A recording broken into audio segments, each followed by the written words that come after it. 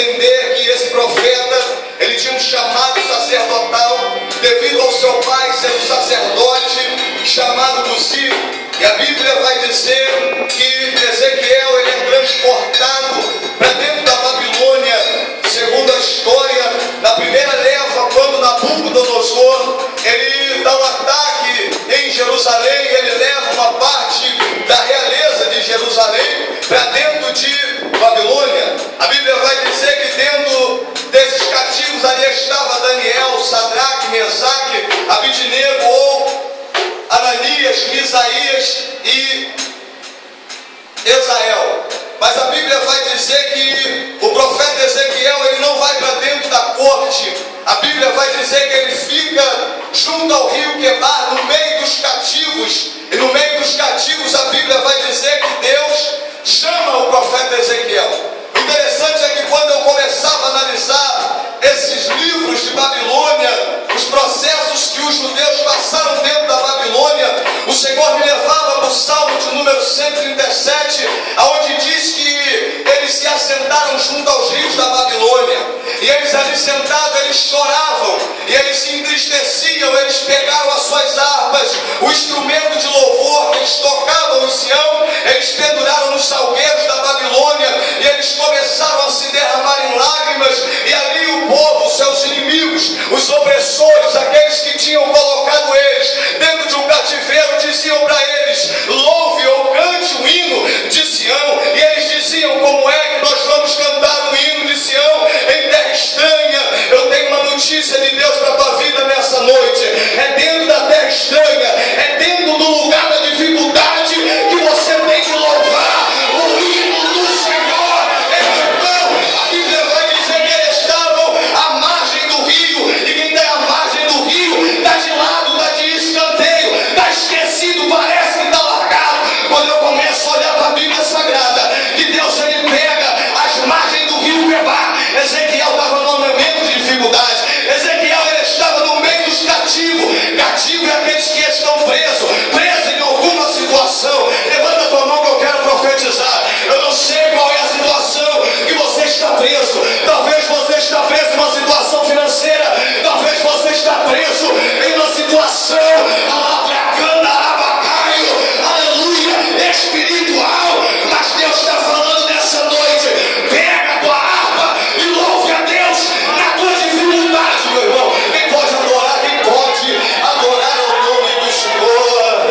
O interessante é que a Bíblia vai dizer que Deus, ele abre o céu, irmão. A maior profecia da Bíblia Sagrada, aleluia, é a volta de Jesus Cristo. E o profeta Ezequiel, ele teve uma visão exuberante. Ele viu um homem assentado. Esse homem, ele tinha a semelhança do Filho do Homem. O interessante é que a Bíblia vai dizer que Deus, ele chama ele Filho do Homem. Filho do Homem significa a fraqueza do homem, ou a fragilidade do homem. A Bíblia diz que Jesus Cristo, ele disse que importa que o Filho do Homem, ele venha padecer, importa que ele venha ser pendurado no madeiro, que ele sofra, e ao terceiro dia ele venha ser ressurreto para glorificar o nome dele na vida dos santos. Sabe o que eu pude entender nesses pequenos versículos? Que Ezequiel, ele era profeta, mas ele tinha fragilidade. Ezequiel, ele era homem de Deus, porém ele estava preso em uma situação, e Deus falou: meu filho, levanta, eu conheço a tua fragilidade, levanta, eu conheço a tua fraqueza, levanta, porque eu vou te usar dentro da Babilônia. Aí Deus falou comigo algo: 3 propósitos dentro de um vale. Digo, o primeiro propósito é a mão do Senhor está sobre o profeta. Sabe o que isso significa, irmão? Significa que Deus tem domínio na vida do profeta. Palavra Xandarai. O profeta é interessante, irmão, que às vezes nós queremos ser profeta, e a Bíblia vai dizer que quando Deus dá a visão para Ezequiel, ele se prostra no chão. O que ele teve a visão? Da glória do Senhor, irmão. Não tem um que tenha visões da glória de Deus, que sinta a glória de Deus e fique de pé na presença de Deus. Tem que se prostrar na presença do Senhor. E a Bíblia vai dizer que quando Salomão, ele acaba de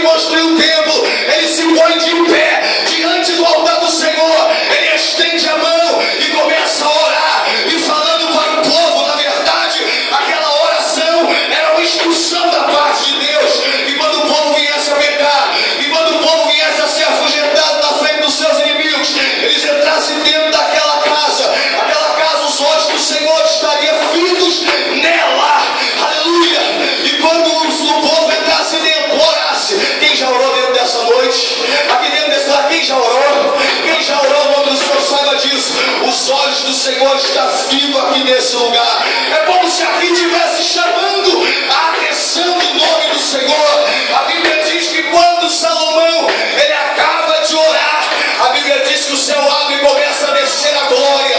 O fogo de Deus começa a ser derramado, consome o holocausto. O peso da glória era tão grande que o sacerdote teve que se prostrar, na presença do Senhor. Sabendo isso, a glória de Deus, às vezes, quando é derramada sobre a nossa vida, faz com que nós venhamos se prostrar. Ezequiel, come desse rolo, calabaracel e duraçai. Ezequiel, toma desse rolo. E a Bíblia diz que Ezequiel vê o rolo, ele abre a boca e come. O rolo era doce na sua boca. O livro de Apocalipse diz que João sente o gosto amargo do seu ventre. Está entendendo isso? É muito bom falar da palavra. A Bíblia tem muita gente que gosta até de pregar e de falar dela, porque a vara de amendoeira, ela tinha um significado. A amendoeira, ela tem duas frutas. Quando ela começa a florescer, uma doce e uma amarga, porque falar da palavra é doce nos lábios, mas viver ela ou comer do rolo é amargo. Tem momento da tua vida, irmão, que tu vai passar por amargura, tu vai passar por um momento de dificuldade. Interessante, depois que o profeta come do rolo, ele fala: olha, pai. Aí ele levanta e ele diz que eu fui angustiado no meu espírito, mas a mão do Senhor estava forte ali sobre mim. E Deus começa a falar com o profeta, e eu vou entender ali que dentro dessa intimidade o profeta, ele se colocava de pé, e quando ele via a glória de Deus, ele se prostrava. Aí Deus falava: meu filho, se coloca de pé.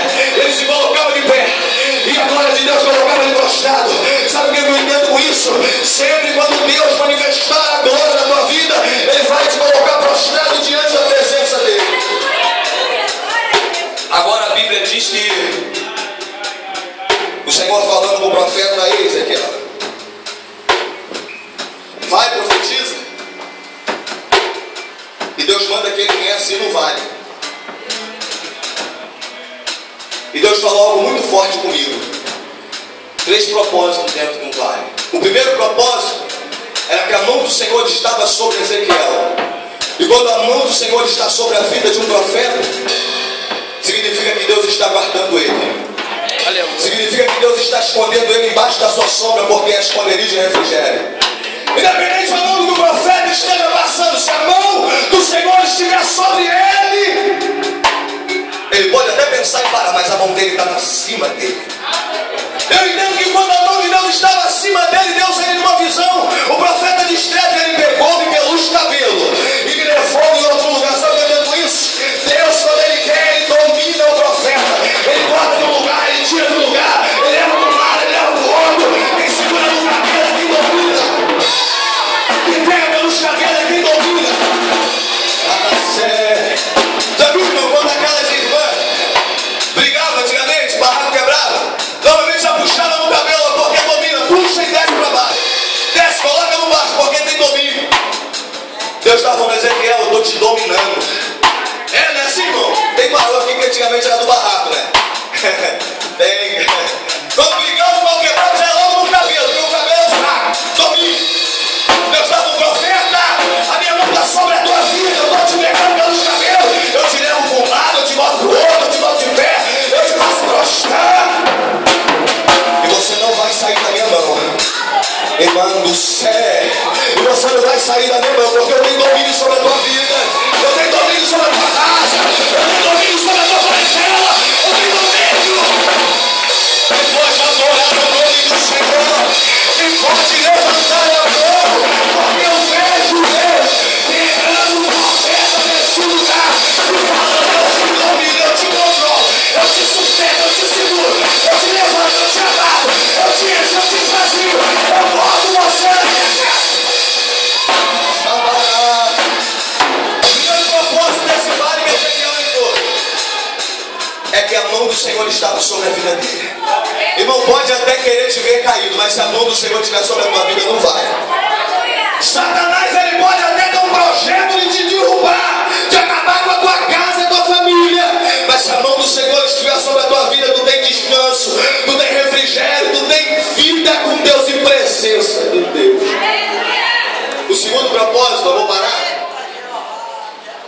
Deus queria falar com ele.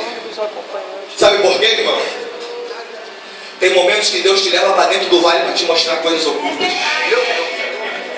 Luraçai. Interessante que a Bíblia diz que Ezequiel não estava com ninguém. Ele estava com a mulher dele, não estava com os profetas e nem com os cativos. Ele foi para dentro do vale sozinho, pastor. Alabaraçai. Já viu aquele momento que você fica sozinho no vale? Ai, Jesus. Eu vejo Deus aqui falando com o profeta. Você está nesse vale porque Ele quer falar contigo. Ele quer te mostrar quem está do teu lado, quem não está. Ele quer te mostrar e te falar que a minha mão está sobre a tua vida. Alabraçal, Maracai. Ele foi sozinho no vale. Sozinho, aí Deus falou assim.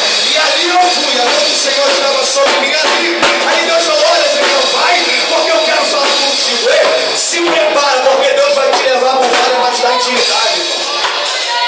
Vale não mata crente, só posso falar de vale, existe vários. E quando eu paro e penso em vale, vale é onde se trava batalhas. A batalha de Davi com o gigante Golias foi travada no Vale do Carvalho, ou Vale de Elá. Vale é quando Deus te coloca dentro de uma batalha. E muitas das vezes a maior batalha tua não é contra o diabo, não é contra o exterior, é contra você próprio. Porque, irmão, quem disse que Ezequiel queria profetizar para o rebelde? Daraçai o réu. Quem disse que Ezequiel queria profetizar para aquele povo de rosto obstinado? Aquele povo que ouvia uma palavra e começava a fazer, sabe, aquela biquinho, cara dura, barraca. Ei, Ezequiel, eu não sei, Ezequiel, não fica o cara dele, não. Dá o cara feio porque tá com fome, dá do roubo que eu estou te dando, dá na comida que eu estou te alimentando, porque esse rosto vai cair no pé. Aí nós falamos, Ezequiel, fica tranquilo. Eu estou fazendo a tua fronte como um diamante, como pederneira. Eles podem até te olhar de cara feia e fazer ninguém falar, não vai, ele não vai pregar, ele não vai entregar o rolo, mas tu vai entregar o rolo, tu vai entregar a palavra, porque Deus está te fazendo um novo diamante.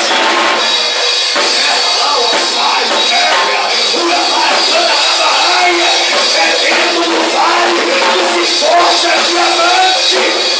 É dentro da fornalha, é dentro da fornalha, é dentro da fornalha do carvão jogado e se transforma no diamante. No teu louvor assim, no teu louvor assim, né? Assim, passa pela fornalha, passa pelo vale, irmão.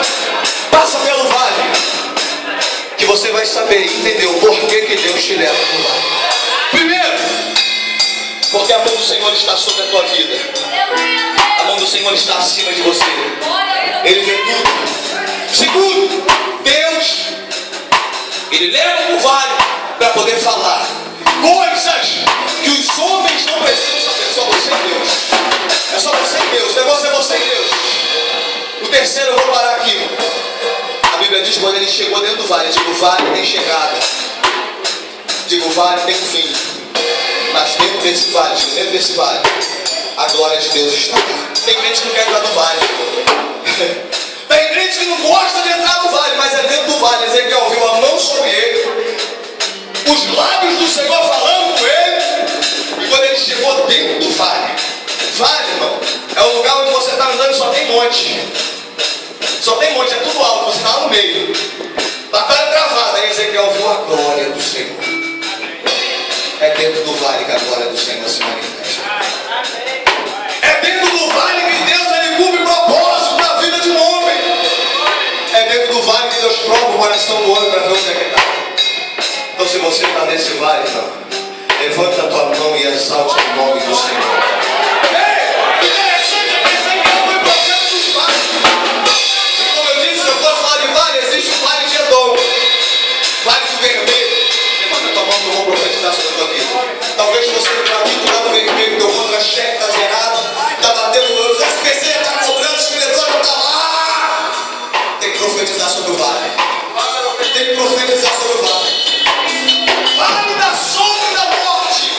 Sombra e morte, quando eu lembro sombra da morte, é que vai existir um momento da tua vida que tu vai passar e tu vai pensar que tu vai morrer. Eu vou falar, meu Deus, eu estou morrendo. Jesus, eu estou morrendo. Meu Deus, eu estou morrendo, mas tem que passar pelo vale da sombra da morte. São poucos que passam pelo vale da sombra da morte. No terceiro vale que Ezequiel entra, é o vale de ossos secos.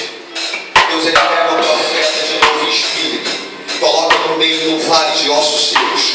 Os ossos, a Bíblia diz que estavam sequíssimos, irreversível, e estavam espalhados sobre a face do mar. A Bíblia diz que Deus pergunta para Ezequiel: poderão esses ossos viver? Eu creio que na mente de Ezequiel, na sua intimidade com Deus, ele começou a imaginar: peraí, Deus me levantou dentro do rio da Babilônia e eu tenho visões. Deus, ele me fez um sinal aqui dentro da Babilônia. Deus, ele me levou e me mostrou coisas ocultas que dentro da casa do Senhor era feita. Os sacerdotes, levita, por trás do altar faziam coisas ocultas. Deus mostrando tudo isso. Aí ele pega e fala: Senhor, tu me sabes, Senhor. Senhor, tu me sabes. Aí eu creio que Deus, ele olha lá do alto e fala: tu teve uma boa resposta. Tu teve uma boa resposta. Aí Deus fala: olha, Ezequiel, profetiza sobre esse vale. Se coloque de pé, se coloque de pé. Eu sinto ele aqui nesse lugar. Quando eu falo de vale, de ossos sequíssimos, tudo espalhado, significa que estava tudo desarrumado, a estrutura estava toda acabada. Mas sabe o que Deus falou?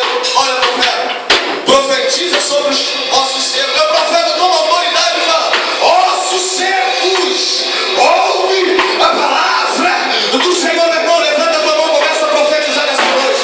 É a palavra de Deus que faz vida, que não tem vida. É a palavra de Deus que traz a existência a tudo que não existe. Talvez a tua casa esteja toda espalhada, talvez a tua família esteja dentro de um colapso, sem nada. Se tu não abrir a porta e não profetizar, não acontece nada, não acontece nada, não acontece nada. Profetiza, profetiza, profetiza, profetiza, profetiza, profetiza. Diga: Deus, a minha família vai ser restaurada. Deus, meu filho vai voltar. Meu Deus, meu marido vai largar a cachaça. Meu filho vai largar a cocaína. Meu filho vai largar o crack, da coisa. Profetiza sobre o vale de ossos seco. Porque Deus só te deu uma incumbência a profetizar. Quem traz o vento do Espírito e faz a casa se encher é Ele. Levante a tua mão para o teu lado. Eu quero orar. A direção do teu lado. Fica longe, fecha os olhos e se liga dentro da tua casa. Aqueles ossos era a casa do Senhor. Era a casa de Israel. Um povo valente, um povo guerreiro, que estava espalhado sem estrutura. Agora tu vai fazer mais uma oração, irmão. Tu vai orar com uma oração profética. Tu vai falar: meu Deus, visita lá agora a minha casa. Meu Deus, coloca em ordem aquilo que está fora. Meu Pai, em nome de Jesus, começa a visitar meu filho, meu marido, minha filha. Começa a operar nos ossos secos nessa noite. Porque a palavra profética Deus está colocando nos teus lábios nessa noite. Soberano Deus e eterno Pai, Senhor. Ó Deus, no nome de Jesus Cristo, visita cada lar nessa noite. Meu Deus, em nome de Jesus, aquela visão era uma visão espiritual, ó Pai. Meu Deus, mas em espírito nós entramos na tua presença e lhe pedimos só do teu